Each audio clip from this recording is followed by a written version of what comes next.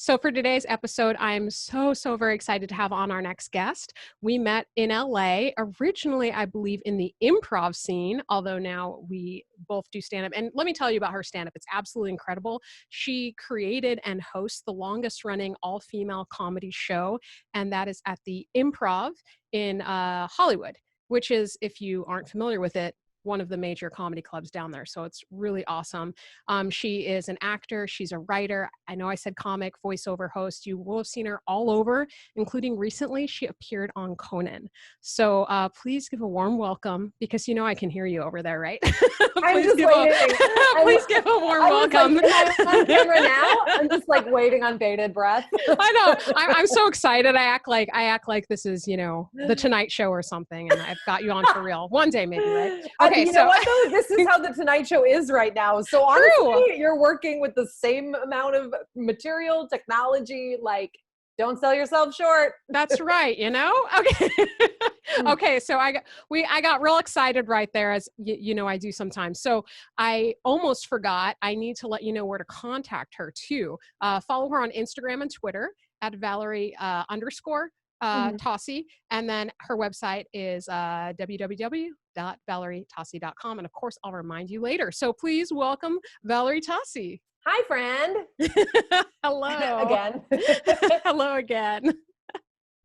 So it is so lovely to see you. I know you. I honestly, it's been a long time since I've seen you face to face. It has been. I feel like I see you way more than I do just because of, social media. Yeah. And it's funny because, some of my friends that I've had since college, they don't pop up at all, or high school. They don't pop up at all. And then other people, like, they're popping up like I've known you since you're 2, which is great. I love seeing how, all the exciting things you're up to. It is so weird. Like, whenever I see, like, the algorithm is just like, I couldn't tell you, because there are some people that I never speak to like that, where I'm like, why are you constantly in my feed? And then it's like, your best friend is like, wow, you haven't liked any of my stuff lately. And that's like, I literally have not seen it. Right. Yeah. Oh man. So many questions. I mean, there's so many places we could go, but I think let me just start with the main one here. I was actually mentioning to Valerie a little bit earlier, which I don't think I've said on here before. One of my goals for this and hopes for this podcast is for it to feel a bit like a chicken soup for the artist's soul. And of course, if you're not an artist, you're just, somebody who isn't in the arts, but you enjoy it or you're interested. I want it to be like chicken soup for you too. If you're a vegan, vegetables, stock soup, whatever's the most delicious thing. I don't know, pho. Yeah, I was going to say vegan right? pho. Sure. Yeah, vegan pho. Because we just need all the warmth and the good feels and all of that we can get right now. And I love hearing how other artists and people have found themselves and become more powerful, more authentic, more happy, more fierce, more brave, more all of it. All of those things. All of the strong hashtags. Right. Oh my goodness. And I wasn't even trying. It just came to me. Thank you. Thank you for that muse moment. I just love hearing all about it. And I know that you've got, like, where do we even begin? How did you start on your road to performance? Oh, geez. Well, let's like way back as a kid. Sure. Yeah. Oh, so I was a very kind of quiet, nerdy kid when I was younger. I would sing a lot of Disney tunes when I was rolling around when I was a kid, and performing a lot for my family, just being goofy. But like I said, very quiet. And then I went to a private school that the kids were horrible and super mean. And then we moved, and that was when in the transition of moving, I had this very weird self-aware thought where I thought to myself, nobody knows you're here. You can literally be whoever you want. They don't know who you were in your old school. Fake it till you make it. And so I kind of just took over this personality where I was like, I'm going to be super outgoing, going to get into music, going to get into band and theater and all that stuff. And I just started doing marching band and theater, and I loved it. And then when it came time for college, I kind of toggled between if I wanted to do music or theater. Ultimately, I went and majored in theater, but still continued to do, I played, clarinet and bass clarinet and trombone and piano. And I was a big musical theater nerd. I know. And I like that you said I then know like it wasn't cool, and I'm like, that's the coolest thing. I wish I could play all of those instruments. I played some of them well, some of them not well. It was passable, but so yeah, so I did all that stuff. I went to school and I had to leave college because I couldn't afford it. And so in between college and moving to Los Angeles, I worked as a 911 dispatcher for 3.5 years. And I had settled into the job, became full-time, and realized if I stay here, this is going to be my life. And it was not what I wanted. So my best friend I had been living in LA and came home for a little while and was moving back. She's like, I'm going back if you want to come with me. And so packed up all my bags in my car and was like, I'm leaving, I'm moving to LA. And my mom was like, yeah, okay. And she called, like, no one believed that I was leaving. So no one was home when I left. No one said goodbye. I just it was very, very anticlimactic. Got in the car. Hours later, my mom called me. She goes, hey, are you coming home for dinner? I was like, no. She's like, where are you? I'm like, Ohio. I'm driving across the country. What are you talking about? So, yeah. And I came here and I didn't really know what I wanted to do per se. I knew I wanted to perform. So back when I was working at the, doing 911, I realized that I had been watching a lot of stuff on Tina Fey, and she had mentioned a place called Second City. And so I was like, oh, they have one of those in Los Angeles. I was like, I'll do that, I guess. So I got to LA on a Monday, started there on a Friday, and just kind of went through their whole program. And I went through IO. And for a long time, people were like, I think you should do stand-up. I think you should be really good at it. And I was like, oh, no, I don't want to do that. Which is so funny because I feel like everyone I talk to that's a stand-up is like, I knew when I was 16 that this is what I wanted to do. And I'm like, absolutely not. I didn't start stand-up until I was 29, which is so late. So, yeah. And then I did it. And the first time I did it, I fell in love with it. It was like, oh, this is what I'm supposed to be doing. Okay. That's awesome. Yeah, that's the Cliff Note version of how we got here. That's so cool. Yeah, a lot of people I meet with stand-up, they also wanted to that's what they wanted to do. Yeah. Me also, it's like listeners, you would know if you've probably heard me talk about this already a bit, but yeah, it's definitely not anything I ever thought I would do. And I remember when I was studying at Second City, one of the teachers, she went off on a stand-up tour for like 2 weeks or something. And I remember thinking, ugh, why would she want to do that? That's I wonder who was it that was doing stand-up? Her name Megan. I didn't actually have her in class. Was it yes, I think what's her last name. I'm blanking. I know who you're talking about. Right? Yeah. And I remember being so impressed, like, oh, that's so brave, but also like, yikes. And life has a way of doing its own thing. Yeah. I also think the appropriate response to being a stand-up comedian is yikes. Like, I think that's pretty accurate. Yeah. It's a clean version, right? Sure. Yeah. So, what is it about stand-up specifically? Because you did other performing, and you do other performing arts as well, but do you like a stand-up? Would you say that's your favorite, or they're kind of, I love being on set, and I miss being on set so much. But I love, doing voiceover too, but stand-up is just, there's something about stand-up that is so magical in a way where like, it's just like you have your only tool is a microphone, and that's it. And it feels so like, so powerful in a way because it's just you on a stage and you have control of the entire room. And my favorite thing, honestly, about stand-up is that nobody can take it away. Well, until quarantine, nobody can take it away from you. It's something that you can do anywhere. You can do it in a coffee shop. You can do it in a friend's backyard. You can do it, in front of thousands of people. It's still performing. And it's something that, only you can hold yourself accountable for. You don't have to rely on, somebody else, but it's always there, like you might not get every audition, you might not book every job, but nobody can stop you from just rolling in somewhere and doing an open mic, That's right. You could go cool. anywhere. Yeah. It's like the one thing that we're kind of always in control of, Yeah. you remind me. Oh, so I forgot about the story, but Uh-oh. I know. It's ridiculous, and I would be just so honored if at one point in time, she of whom I'm about to speak stumbles upon this. And here's the story. That'll be embarrassing, but it'd be great if I got her on. No, anyway. So another LA story, and I was working at a restaurant, and in walks Maria Bamford. And then that's she's so the funny. best. Isn't she great? And the thing that's so funny about that is I recognized her first from her clogs. I don't see a lot of, it'd be different in Seattle.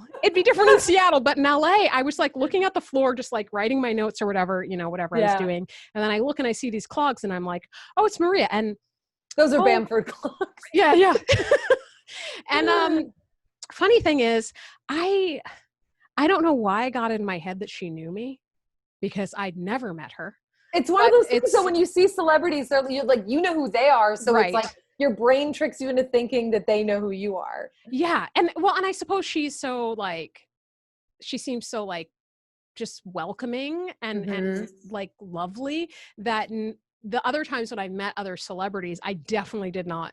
Oh, but you know what? It probably was also because it was my place of work, and I think I was supervising then. So I was like used to being loud, like kind of loud about greeting people and like kind of take, not my usual shyness of, I also, don't really know you. It's like you're putting on the hat where you're like, hi, can I help you? And it's like easy to be, And so here's the very, very cool thing I did is I walked right up to her and I said, Maria?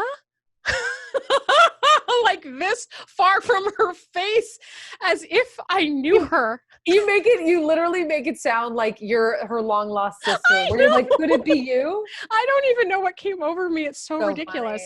Funny. And she just was like, hello. And I'm like, oh, I'm so sorry. I said, I'm so sorry. It's just, I just saw you perform the other night and I loved your set and blah, blah, blah. And, and then she's like, oh yeah, thanks. And, we wound up having a brief conversation, and she let me know like one of the reasons why she got into stand-up, because I think originally she was acting. She just got so devastated by, you put your heart and soul and everything into the roles and you don't get it because, you have no control.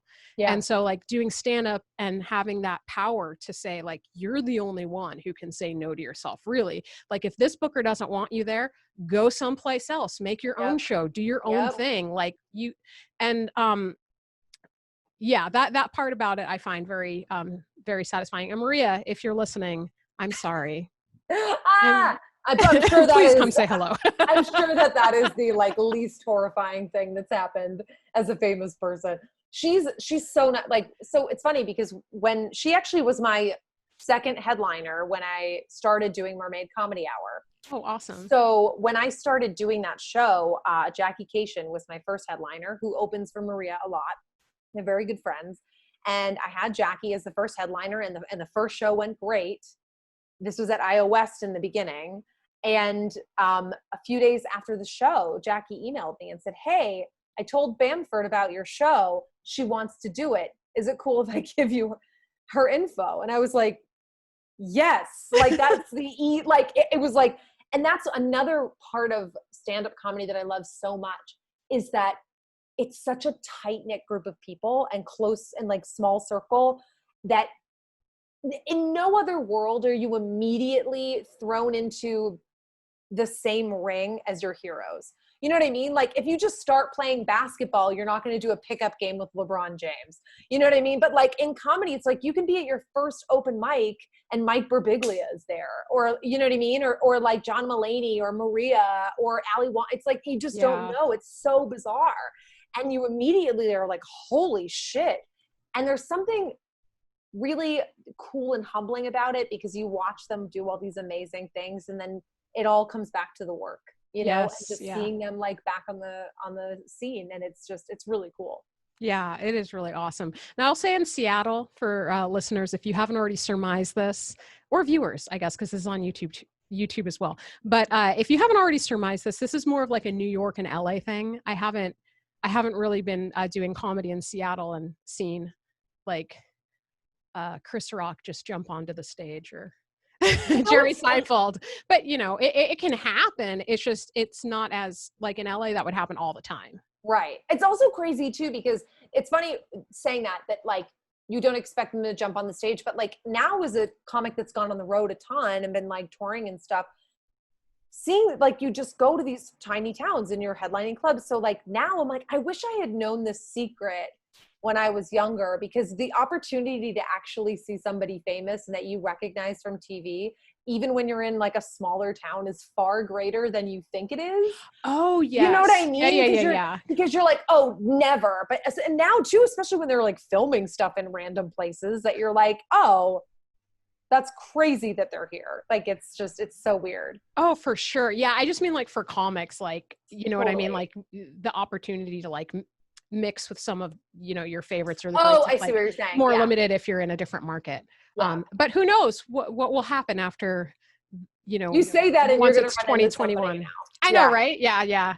You guys want to bet? Like, let's take I keep on trying to I love comments. So as long as they're nice. Did I tell you, I'm on a tangent here. Somebody roasted me. Why? They roasted me. No, it was like I normally don't look at YouTube comments, and it's not like I have a ton on there anyway. Girl, don't. That is where your self-esteem goes to die. Like, it is brutal. Everybody warned me on different things. They're like, don't read the comments. And it's like, so you're not alone. Right. Yeah. Like yes, it's inevitable. Like if you get noticed enough, you're going to get noticed enough for somebody to say something hateful. Yeah. This one I just found hilarious. There were two I just found hilarious. Like somebody was like, oh, you're making race jokes. How refreshing. Like being sarcastic. And I'm like, I know that didn't come from a comic. Yeah. Right. You're like, you know, oh. How's the accordion door in your mom's basement? Is there enough privacy? Like, what? Who said this? Right. I know. I'm telling you stories from my life. And as a person of color, this stuff pops up, as we all know. Especially by now, if you didn't yet. It's also funny because it's like, no one's making you watch this. Like, I know. Feel free to move on. you know? Yeah. It's like, no, they have to know how I feel. Like, so weird. Well, so if you've gotten any comments on Facebook or YouTube or whatever from the haters, just try to remember what Valerie said.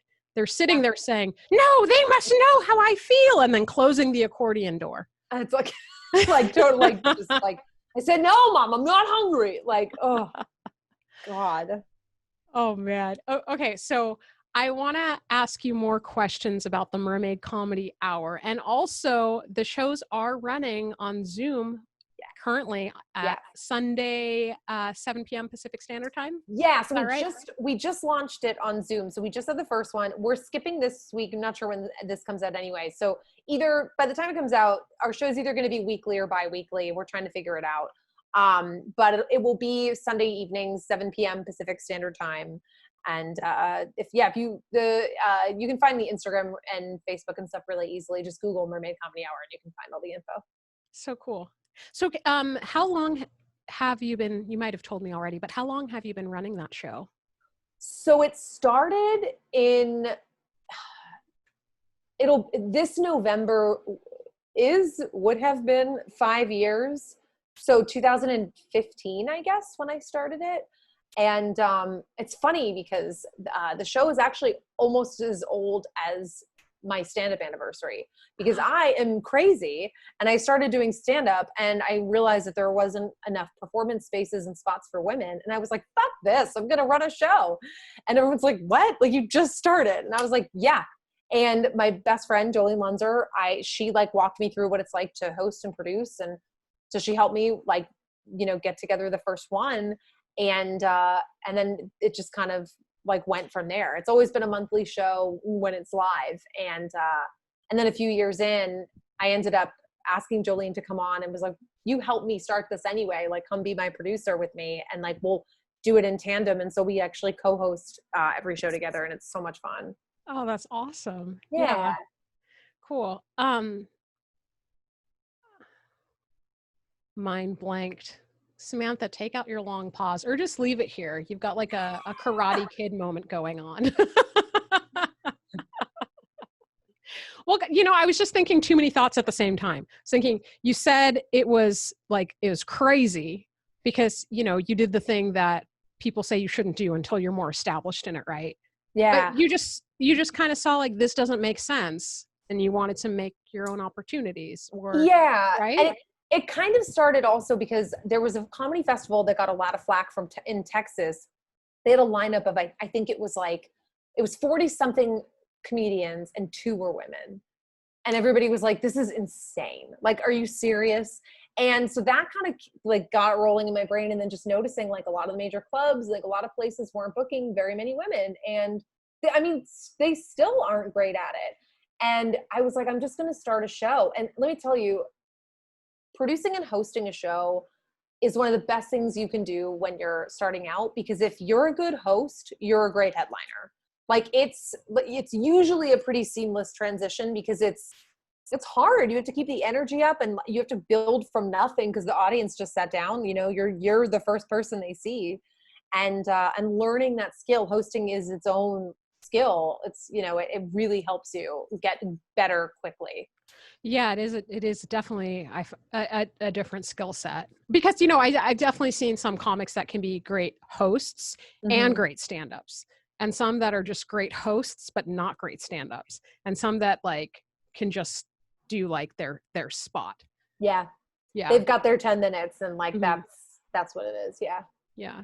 What was the hardest thing about producing your own show, or like, was it fairly seamless, or were there any roadblocks that were especially challenging? I mean, I think the hardest part when you're producing a show is getting butts in seats.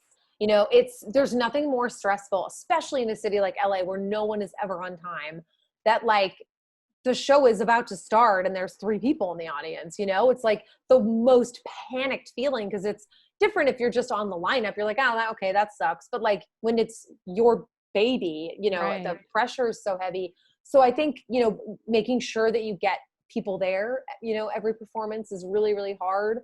And you know, I'm luckily very organized, but it does, you know, it's a lot of work producing a show and dealing with people that might have to bail last minute and then filling the spot. And like, it's a lot.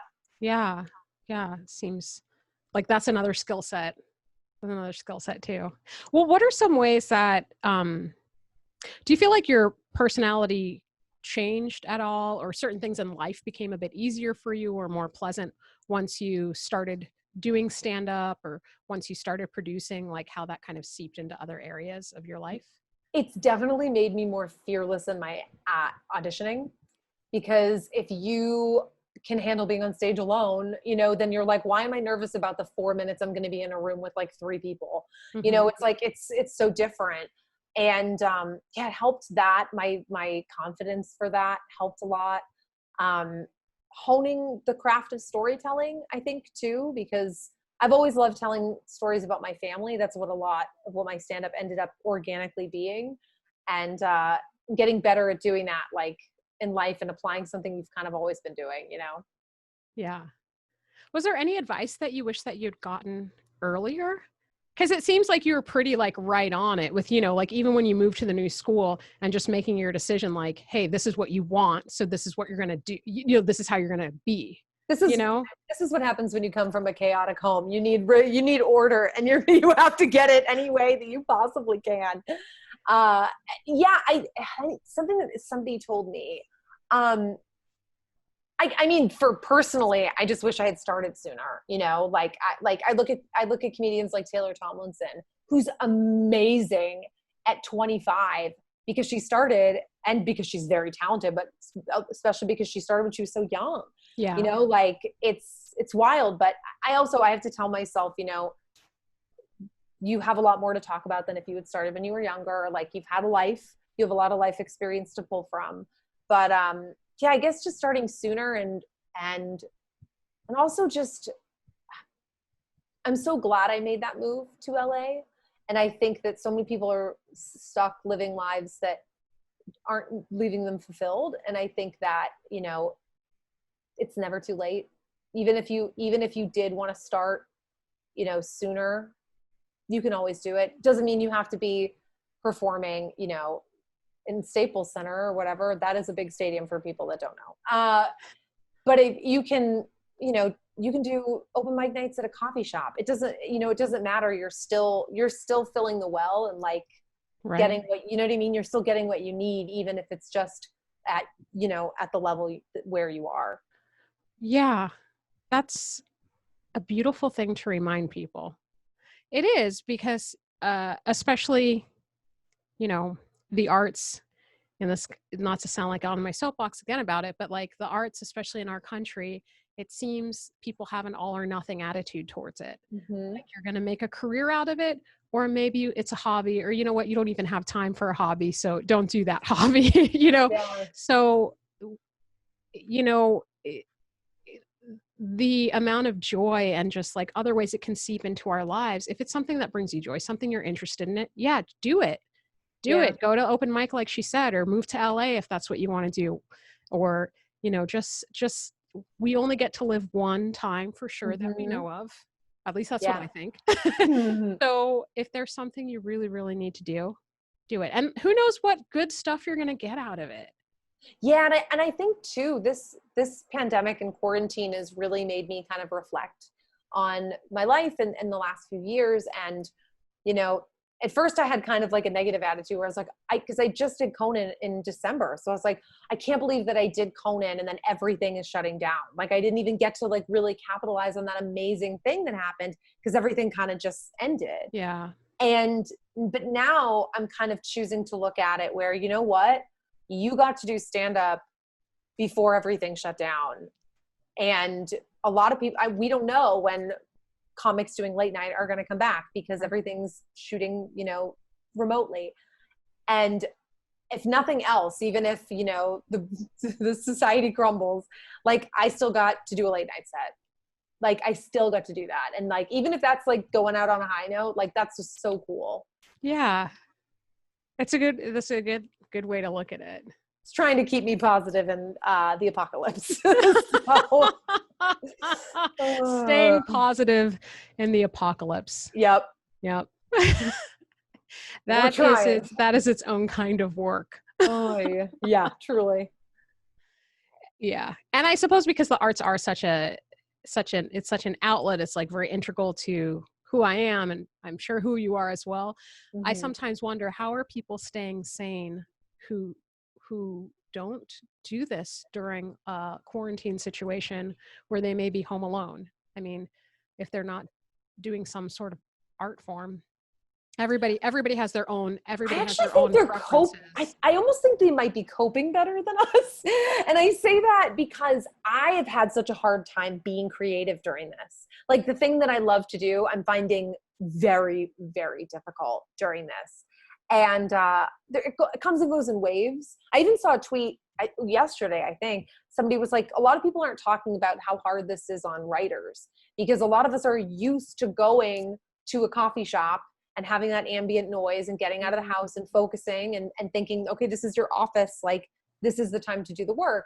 Yeah. And it's so difficult to work at home because no one's holding you accountable. You can get up, you can do whatever, you know, it's very hard. And so, yeah, I mean, most of the people, like my parents, you know, they're like, I mean, not much has changed. We don't leave the house anyway. So it's like, yeah, like they're doing fine. They're on an acre of property. They're just watching the Red Sox and drinking a Michelob Ultra. Like it's just very chill.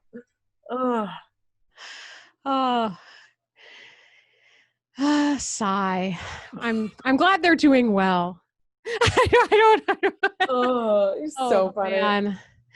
So, okay, one of the other things that I remember about you is one of the things that I was also hoping for you, because sometimes I like to send out hopes to the people that I know that are like, you know, working hard and talented or good people. Yeah. I was hoping for you to get to play a version of Scully. Oh. So, yeah. I mean, career highlight. This is the craziest part. When I was writing my bio for my website, I jokingly had said like credits and whatever. And I said, but really she's just biding her time until someone casts her as a young Dana Scully, which is a hilarious thing to put out in the universe. People that listening, I'm obsessed with the X-Files. I have been ever since I was a little kid. I cosplay as Gillian Anderson at Comic-Con. Like, it's pretty great. Anyway, so love her. So basically, the way it happened was nuts. Long story short, I got kicked out of Comic-Con because I was using somebody else's badge. and I'd never been. That was my first time going to Comic-Con, and I got kicked out. And so one of my friends, Emma Arnold, who opens for Dana Gould a lot, they were in San Diego, and she's like, come get lunch with us. And so I sat down. They're like, why are you here? I was like, I went to Comic-Con and I got kicked out. So I've still never been to Comic-Con. And so we started talking, and found out we're both, Dana and I are both from Boston. We both are super into like nerdy horror sci-fi stuff, talked about the X-Files. Then like a week later, he asked me to do his podcast, did his podcast. And then we went back and forth, and he was telling me about his show Stand Against Evil on IFC.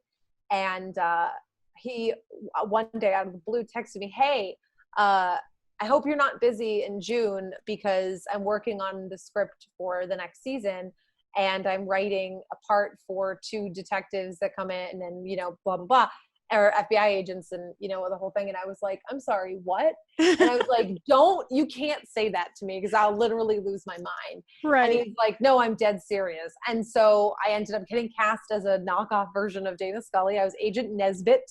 Oh. And it was a guest star. So it was like a little over a week filming, and it was just the absolute best. I got to die on camera, and I've always wanted that. I was so excited. I got the eyes turning black and all. It was like the best, like so fun.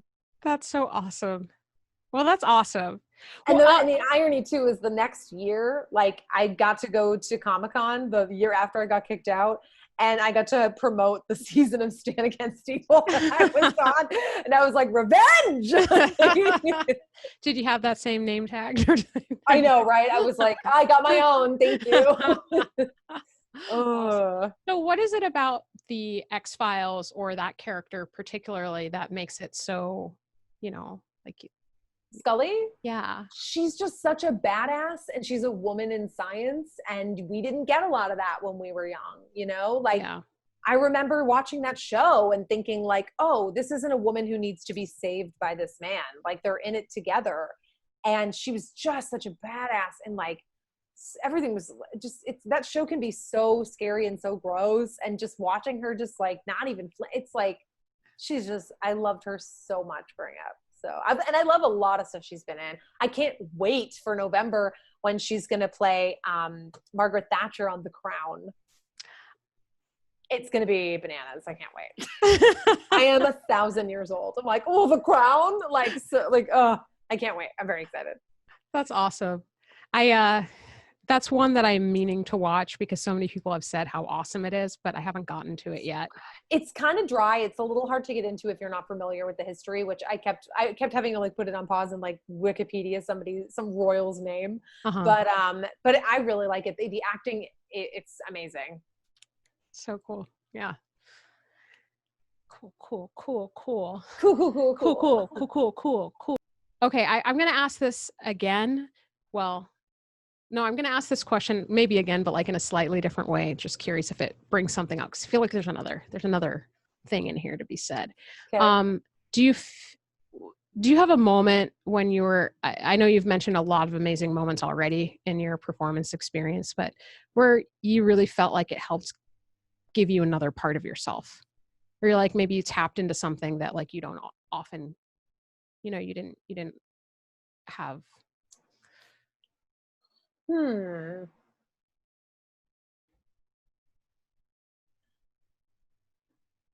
mean, I guess with stand-up kind of just, again, the like finally feeling like you have control over your career and your art. You know, like one of my favorite parts, which is some people's nightmares, but for me, because I am super organized, I love planning. And so, you know, when you're a comic that isn't super famous, you're booking your own road dates and tours.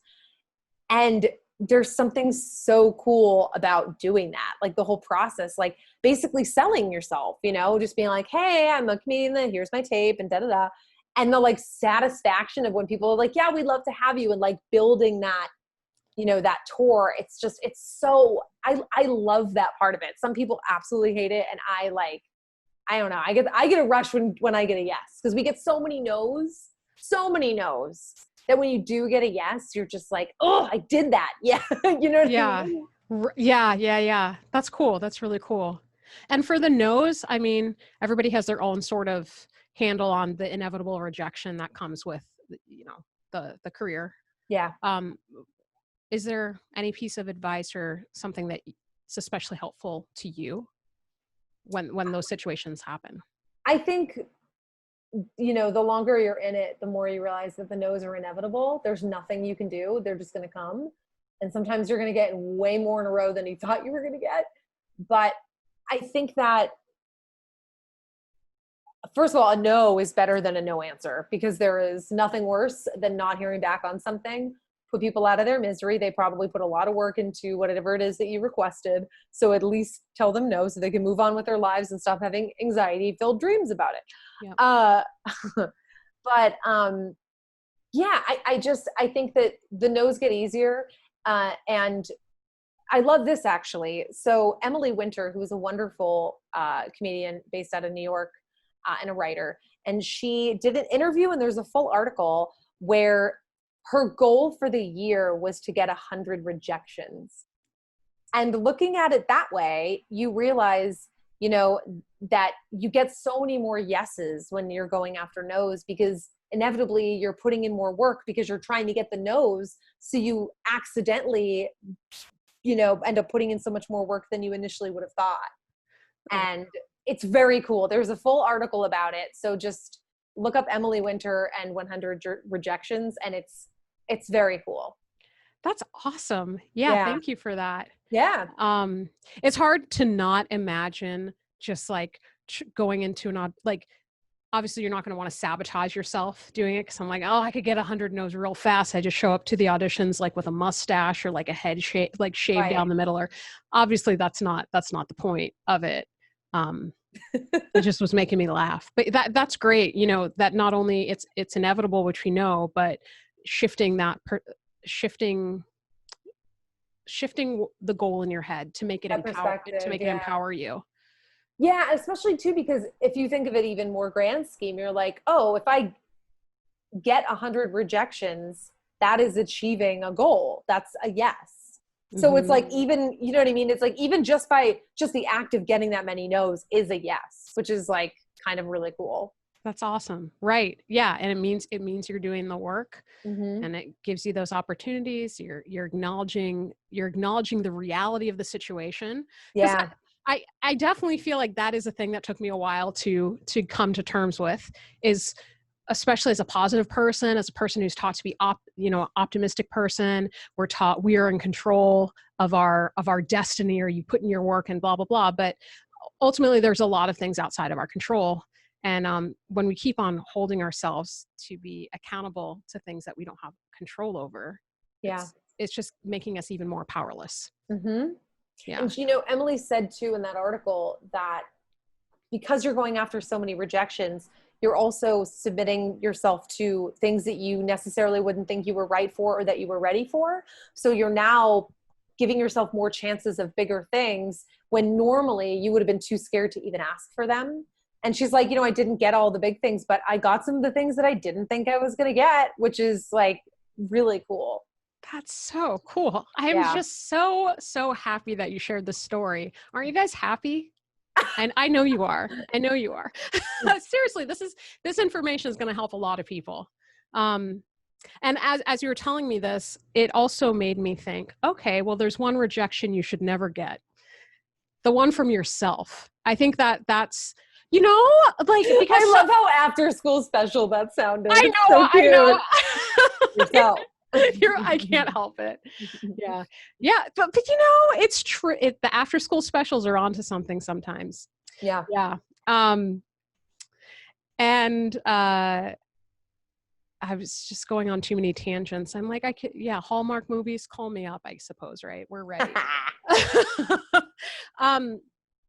But that the other people saying no, if we're not careful, that enters our psyche and turns into our voice, and then we start telling ourselves no. So it's like, remember that their no is not your no, unless if we're not talking about work and we're talking about a situation where no means no. Okay, that's a very important distinction.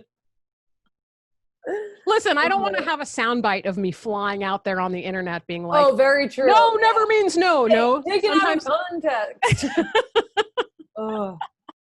Right, because obviously I have teenage boys checking out the podcast. It speaks to them. Yeah. So they're just, Samantha, cut this, you don't want to hurt some teenage boy's feeling who's listening to this. If you're listening, Scott, choose better. Okay. Just kidding. That's terrible. You're probably lovely. Okay. So anyway, I just want to thank you so much again for taking the time to be on the podcast. It's always fun having awesome comedians on, and I laugh way more than I should on this podcast, but it feels great. So once again, you guys, please be sure to check out Valerie Tosi and the Mermaid Comedy Hour. You could watch it on Zoom as well. And then if you are looking for a performance coach to help you enhance your life with more performance techniques, to bring out more of your voice, body, and mind so you can live with more fully, have a happier life, laugh more. The possibilities are endless. Isn't that right, Scott? Okay, you guys, this has been too much fun. So thank you so much. Stay safe and stay healthy.